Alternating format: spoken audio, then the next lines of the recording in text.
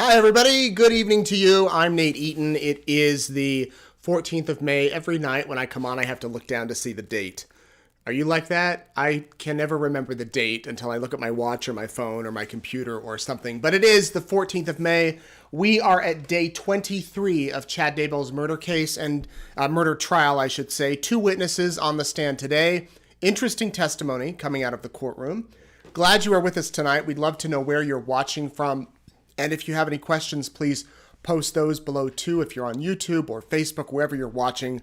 Glad you're here. My name is Nate Eaton. Every night we break down what happens in court that day for the Chad Daybell murder case. And we are well into week 6 of the trial, week 7 if you include jury selection, and getting through the witnesses one by one, now up to 66 witnesses as of today.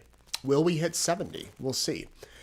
Tonight, we have a lot to talk about. We have Tammy's autopsy. We talked about this a couple of weeks ago when another witness took the stand, and this is a little different. This was a different medical examiner who took the stand and talked about Tammy's autopsy.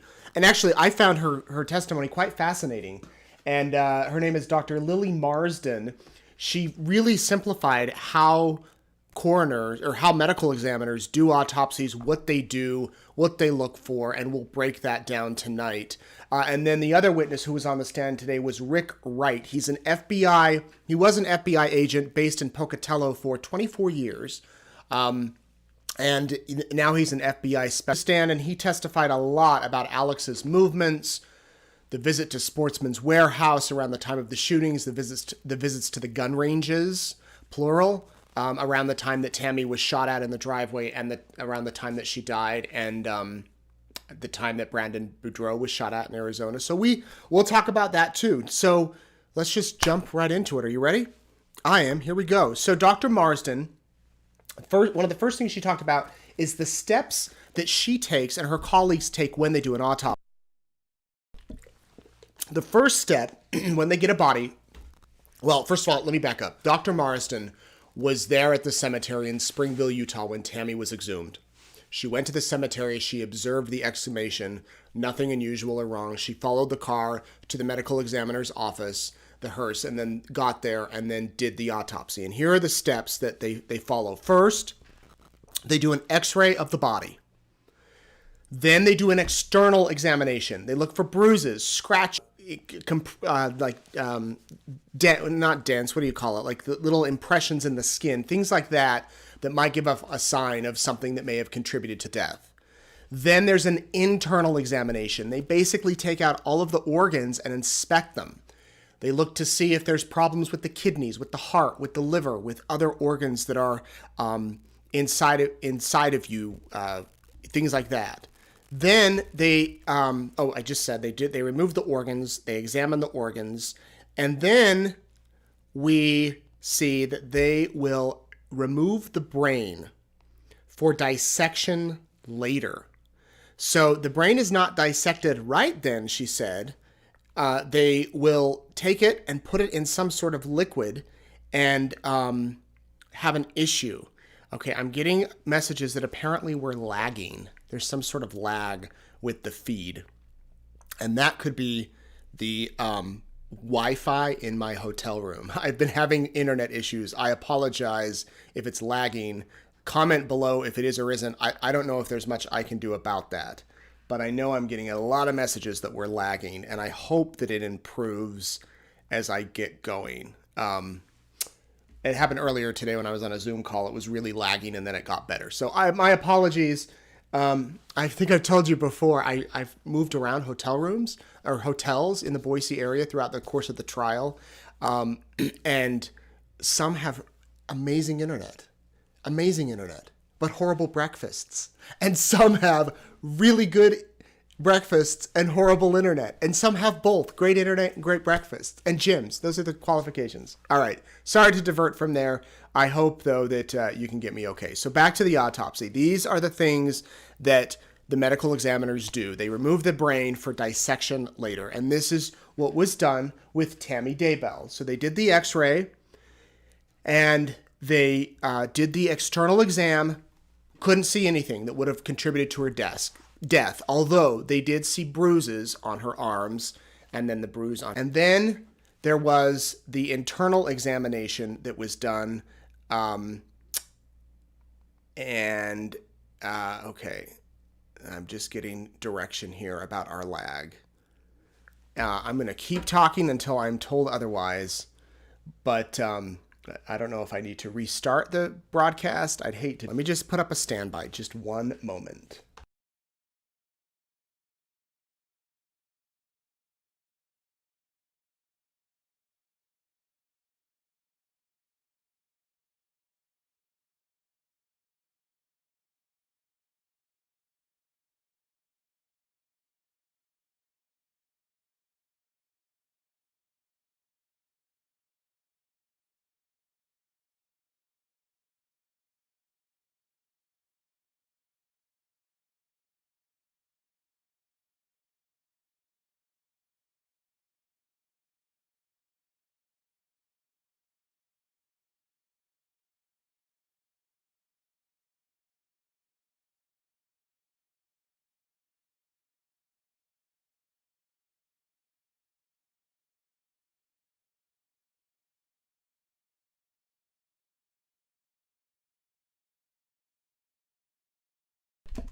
Okay, I hope that's better. I hope it's better. I don't know if it's lagging or not, but hopefully things are improved, and I'm just going to keep talking. And I'm going to go back and tell you about the autopsy with Tammy Daybell. And if it gets super bad, I need Peggy and Jordan to keep me updated on my messages so that I know whether to restart or just keep talking. So, with that being said, Dr. Marsden said there was the bruises on Tammy's body, on the upper her arm, and the one bruise on her chest, but there was nothing else significant from looking at her body, doing the external examination, nothing on the x-ray. Even the internal examination, nothing really stood out. There was fluids in Tammy's lungs, but that was about it.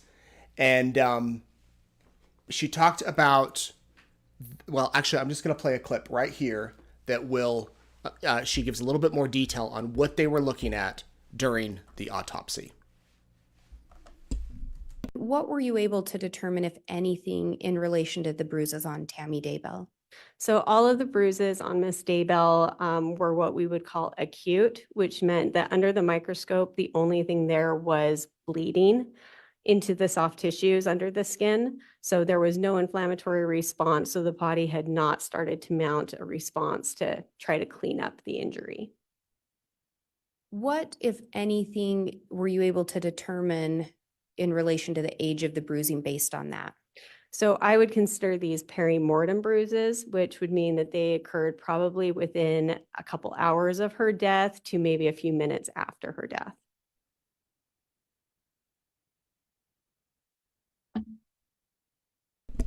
So the bruises were fresh. The bruises were not. Did you old. observe any lividity on Miss Daybell's body? Yes. Can you explain a little bit about what lividity is? So lividity is a postmortem body when the blood stops circulating. So when your heart's not beating anymore and blood is not circulating through your body, it kind of just falls with gravity. So whatever the position a person is in, all of the blood that's in your blood vessels just starts to settle. And so it settles to those lowest dependent portions that are closest to the floor just because of gravity. Where did you observe the lividity on Tammy's body? On Tammy's body, it was a little bit more difficult to see because, again, she was embalmed, so much of the blood in her body had been removed. But she did still have some lividity on her back and her posterior surfaces.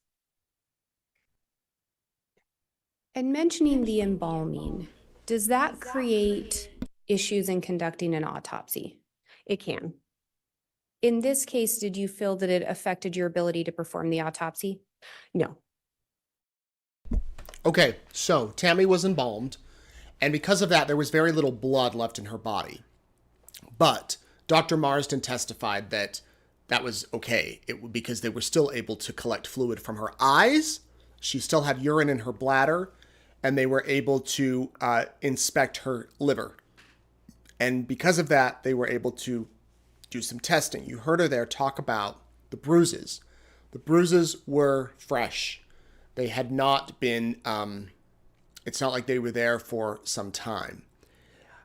She went on to address the pulmonary edema. This is something that John Pryor has brought up in the past, along with the seizures. We've heard a lot about Tammy may have suffered a seizure. She may have had brain problems. There may have been, some sort of something along those lines. There was no sign of that. Here's the doctor again. Did you find any explanation or anything to explain the cause of death? Not with toxicology.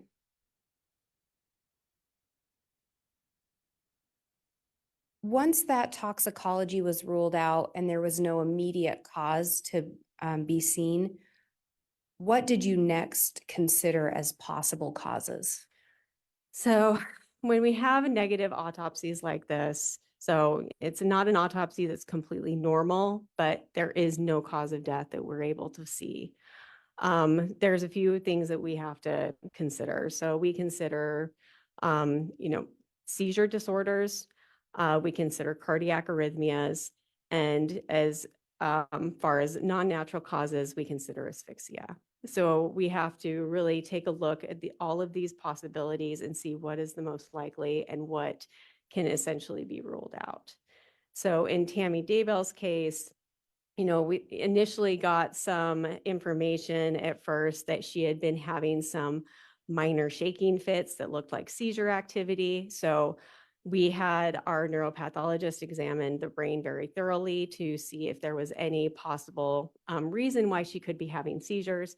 It is extremely unusual for a 49-year-old woman to just spontaneously start developing seizures without some anatomic reason, like a tumor or a brain bleed or something like that. And we just weren't able to find anything. The other thing that we think about are cardiac arrhythmias. So with cardiac arrhythmias, so abnormal heartbeats in the heart that can lead to sudden death, these again are very unusual in a 49-year-old who has no history of palpitations or anything that has been evaluated by a physician. So her heart was structurally normal. It was the normal size. It did not have dilated chambers. All of her valves were normal. So there was really no great reason why she would be experiencing a cardiac arrhythmia at this time of her life without anything preceding it. Did I mention that this doctor has done 2,000 autopsies? She's experienced, she's done it, she knows what she is doing, and she said that it just would be so abnormal to have somebody of Tammy's age in the health condition that she was suddenly have a seizure that would kill them, that would take their life. She went through the 5 manners of death. When somebody dies, here are the manners of deaths that the coroner, or the medical examiner I should use, and by the way, I'll pause there to explain the difference. Many states have medical examiner systems. Many states have coroner systems. A medical examiner is a doctor, a trained doctor who's been to school, who does autopsies, who really does this day in, day out. It's their full-time job. Utah has such a system. In Idaho, we have the coroner system in most counties. And that coroner could be me. It could be, if I'm elected, could be you, could be, if you're an Idaho resident, you live in that county, you could run for coroner and be elected.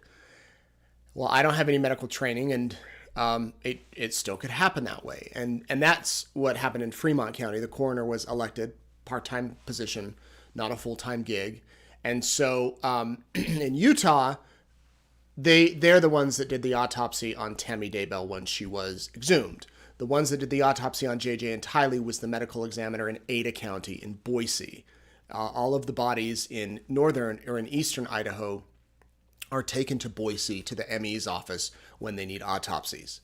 And here are the 5 manners of death that medical examiners and coroners have to put on the death certificate to declare when somebody dies. First, there's natural, accident, suicide, homicide, and cannot be determined. Now, Tammy Daybell, her manner of death was homicide. And John Pryor really tried to, ask her why it was cannot be determined, because the Dr. Marsden has declared people cannot be determined in the past. And she, said, well, we were able to determine it. It was asphyxia. And here's something I don't think I knew before today. There are 4 causes of asphyxia. The first one is exclusion of oxygen. This would be something like choking or drowning or a bag over the head. That could cause asphyxia. The second could be a neck compression, like a hanging. Third is a chemical asphyxia, which would be like carbon monoxide, cyanide. Fourth would be mechanical, which would be like a weight on the chest. Somebody sits on your chest, somebody holds you down and you can no longer breathe. Those are the 4 types of asphyxia, and that's what causes somebody to go through that. Now, the doctor was asked about Tammy Daybell's medical records and if she examined them, and she did. She said that there was no sign. I think she went all the way back to 2005 or 2007. And there was family history of some heart issues, but no one dying early of heart issues in Tammy's history. And there was the medication that she was on for depression. But that was it. I mean, and then she was on another type of pill temporarily when she hurt her wrist. But nothing else on the medical records. I want to play a little bit more about the bruises on Tammy's body and if she was stiff and what causes somebody when they die to go stiff. Remember, this is all trying to determine if the story Chad Daybell told the coroner when she arrived at the house, if it's true, if it's legit, and what ended up happening when it wasn't legit and she just didn't die in her sleep. And do dead bodies roll out of bed? No, they don't. Here's a little bit more. If someone's been described as stiff and potentially dead for a few hours, would you expect that body to be bruised by some kind of external factor at that point? Not at that point. And when we talk about the various ways that asphyxia can occur, can some of those not leave any external signs? Absolutely. Can some of them not leave very many internal signs? Absolutely. Is one of the internal signs of asphyxiation the pulmonary edema? It can be.